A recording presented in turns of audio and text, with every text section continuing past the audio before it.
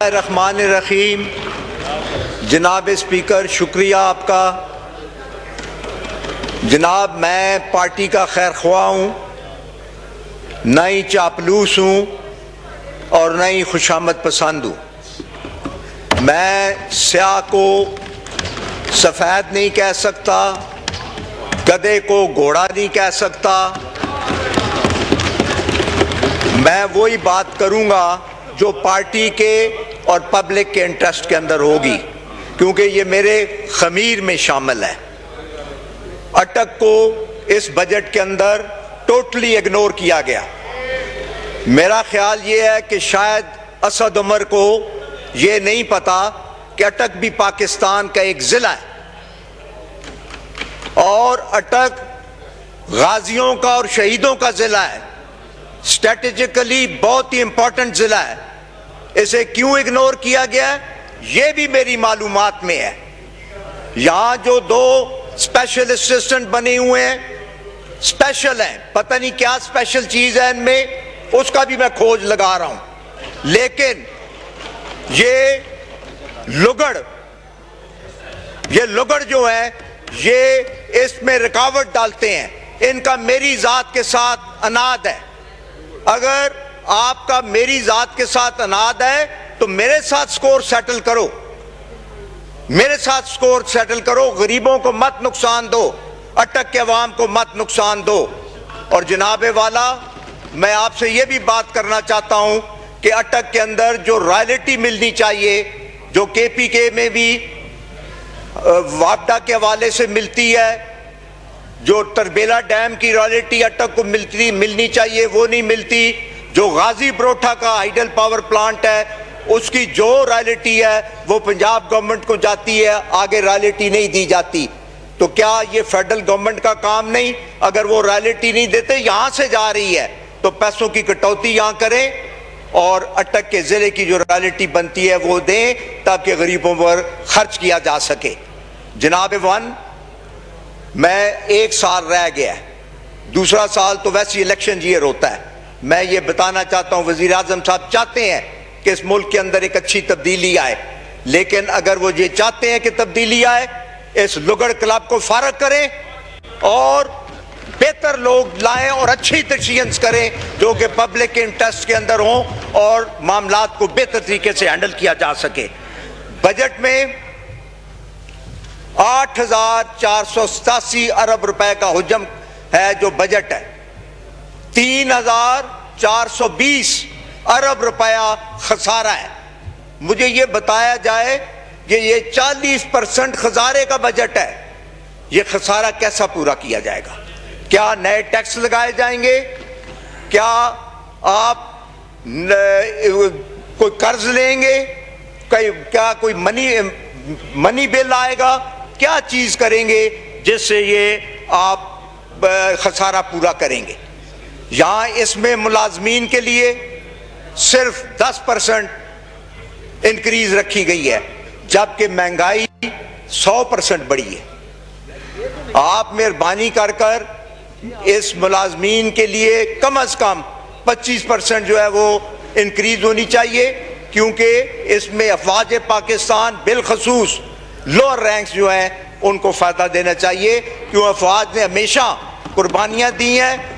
उन्होंने अपने IAS allowances भी छोड़े हैं, अपने बाकी अलाउंसेस भी छोड़े हैं, उनका ख्याल रखा जाना चाहिए। इसी तरह ये जो गैर मुंतखब नॉन इलेक्टेड आपके एडवाइजर्स हैं, जो जनाब PM साहब को मिसगाइड करते हैं, मिस इन्फॉर्म करते हैं और उनको मिसगाइड करते हैं, इनसे छुटकारा हासिल करें अगर आप चाहते हैं कि इस मुल्क के अंदर बेहतरी आए। जनाबे वाला, बजट के अंदर किसानों के लिए सिर्फ 12 अरब रुपया रखा गया।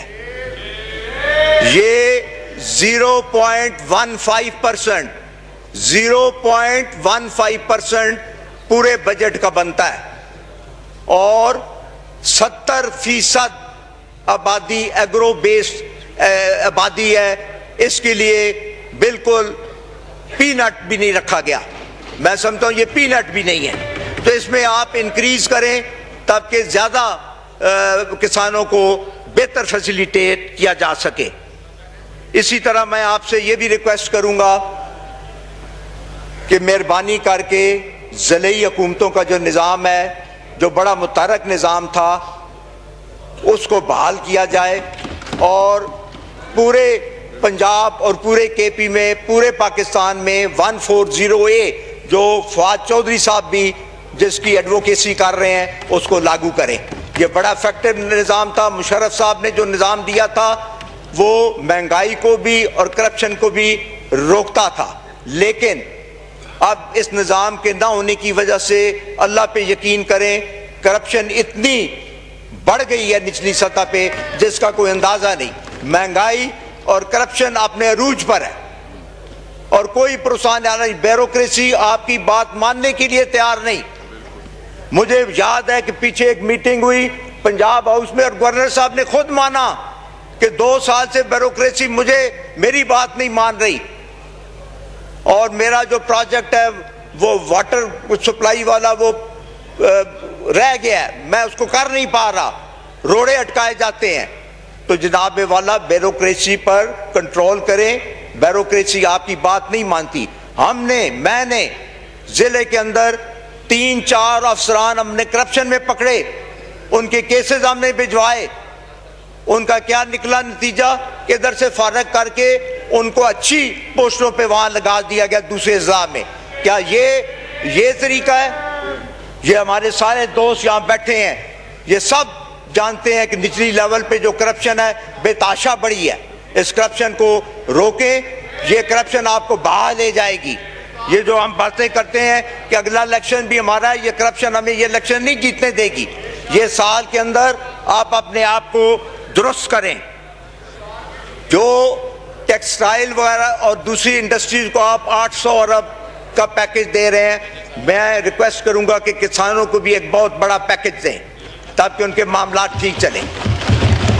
इसी हाउस के अंदर अल्लाह ताला के 99 नाम ऊपर हमारे लिखे हैं। यहाँ जिस तरीके से गाली गलोच पिछले 3-4 दिनों में किया गया उसकी मिसाल नहीं मिलती। हमें चाहिए कि इसका तदारक करें। दोनों साइड के जो लीडरान हैं, वो जिन लोगों ने बदतमीजियां की हैं, जिन्होंने गालियां निकाली हैं, उनके खिलाफ तादीबी कार्रवाई होनी चाहिए। चंद गंदी मछलियों की वजह से पूरा हाउस जो है वो बदनाम हो रहा है। बाहर सारे लोग कह रहे हैं कि जी ये MNAs हैं। हम इसलिए नहीं आए थे कि हाउस के अंदर आके हम गाली गलोच करें और एक दूसरे पे किताबें फेंकें और एक दूसरे को गलत तरीके से उसको करें। इसको भी आप ज़रूर काइंडली तदारक करें और देखें। और जो एजुकेट नहीं है इनके लिए क्लास लगवाएं, पीछे इनको बताएं अखलाकियात की क्लास होनी चाहिए कि किस तरीके से वो करेंगे। और ये हमारे दोस्त कह रहे हैं सबको उसमें दाखिला दें। इसी तरह मैं रसूल पाक सल्लल्लाहु अलैहि वसल्लम खातिमुल नबीयीन की बात ज़रूर करूँगा कि उनकी हुर्मत पे कोई कंप्रोमाइज़ नहीं। हमारी जान, माल, दौलत, औलाद, हर चीज़ उस पर कुर्बान है। और अगर हम सफ़ीर को ना भेजें सिर्फ इस वजह से कि यूरोपियन यूनियन के साथ हमारा कारोबार ख़राब हो जाएगा, तो बढ़ गया ऐसा कारोबार। हम ऐसे कारोबार पर लानत भेजते हैं। उनकी हुर्मत पे कतई किसी सूरत भी कोई आंच नहीं आने देंगे हम इंशाल्लाह। तो इसलिए मैं आपकी वसातत से बताना चाहता हूँ कि अल्लाह की मेहरबानी से ये मुल्क इस्लाम के नाम पे कायम हुआ है और नबी मुस्तफ़ा सल्लल्लाहु अलैहि वसल्लम हमारे आखिरी नबी हैं। जिस तरह पंजाब हाउस उधर पंजाब के असम्बली में उन्होंने लगाया कि आखिरी नबी रसूल पाक हैं, आप भी इधर सामने लगाएं कि सब के सब नुमाइंदे हर वक्त देखते रहें इंशाल्लाह। मेरी ये चंद गुजारिशात हैं। मैं चाहता हूँ कि मामलात बेहतर चलें और अपोजिशन से भी और हुकूमत से भी हम बातें गरीबों की करते हैं। बातें गरीबों, आज तक मुझे बताएं किसी ने किसी गरीब के लिए कुछ किया है? इस बजट में ये जो अभी आज बजट आया है, इसमें कोई इंस्टेंट रिलीफ है गरीब के लिए? कतई तौर पे कोई नहीं। हम बातें गरीबों की करते हैं।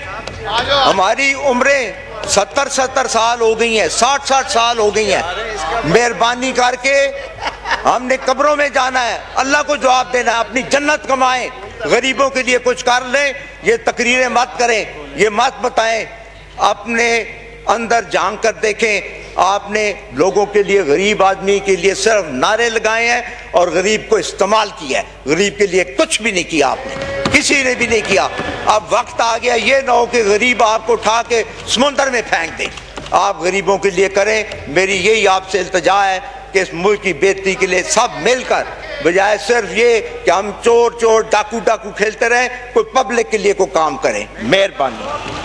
YouTube पर गूगली न्यूज देखने के लिए youtube.com की सर्च बार में गूगली न्यूज टीवी टाइप करें। गूगली न्यूज के पेज पर सुर्ख रंग के सब्सक्रिप्शन वाले बटन पर क्लिक करना ना भूलिए। YouTube पेज पर अपलोड होने वाली वीडियो से बाखबर रहने के लिए बेल आइकन पर क्लिक कीजिए। आपको हर नई वीडियो के बारे में नोटिफिकेशन मौसूल हो जाएगा।